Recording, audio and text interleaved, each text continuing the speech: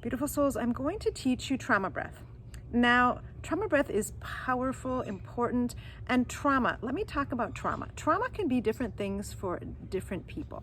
A lot of us come from lineages that have trauma. So even if we didn't experience the trauma in our own lives, a lot of us are carrying the energy and the pain of the trauma from previous generations, especially when we have ancestors that went through really, really horrific things. It was too traumatic to deal with the emotions. So has anyone ever had something happen to them? For example, someone they love that dies unexpectedly. Like a lot of times it's too painful to experience it, so you kind of shove it down and deal with the emotions later. Well, if it's too much, it gets passed down to the next generations. And sometimes it's gotten passed down from generation after generation. Scientists have actually proven that this is a thing, all right? So sometimes the trauma is passed, it's from the lineage. And sometimes it's traumas that happen to you as a child, and high school, grade school, any time in your life, right?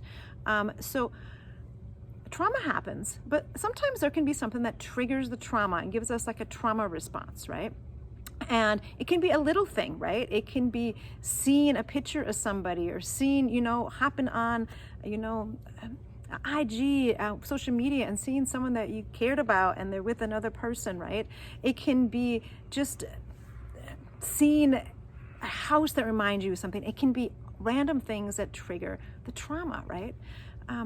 You can feel it, like you feel anxiety, you feel stressed, you don't feel good, you feel depressed, like it's just too much, right?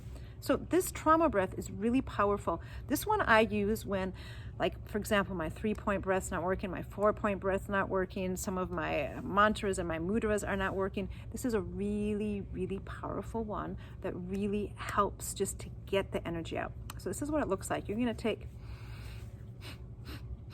3 inhales through the nose, and then you're gonna exhale mouth like this. So you're gonna go inhale like this.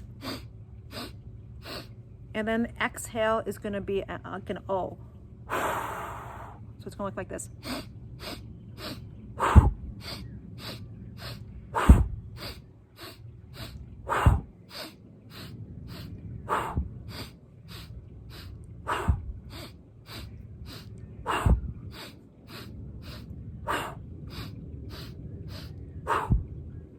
All right, so that's what it looks like. So again, 3 inhales the nose. And you don't like inhale and exhale, you're inhale a bit more, inhale a bit more, inhale the nose, right? And then a powerful exhale with your mouth like an O. So you're blowing the energy out, you're blowing and you're feeling some of the emotions, and it's getting blown out, right?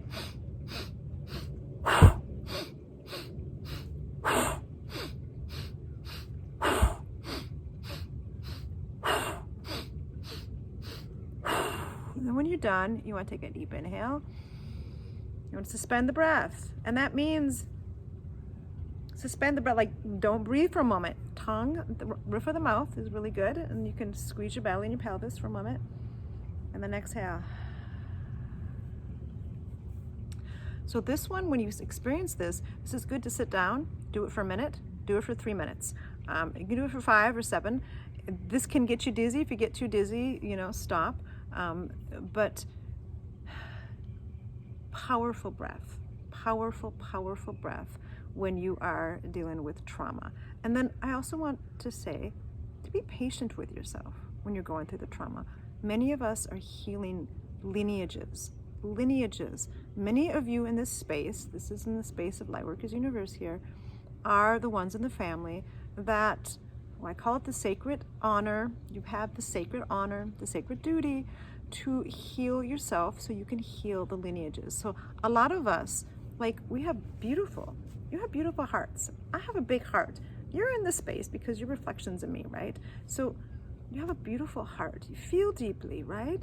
And so the trauma can feel deeper to you because it's like you are healing it for so many others, and you're the one that's carrying a lot of the trauma from the lineages. So be patient with yourself as you go through this, and then use trauma breath.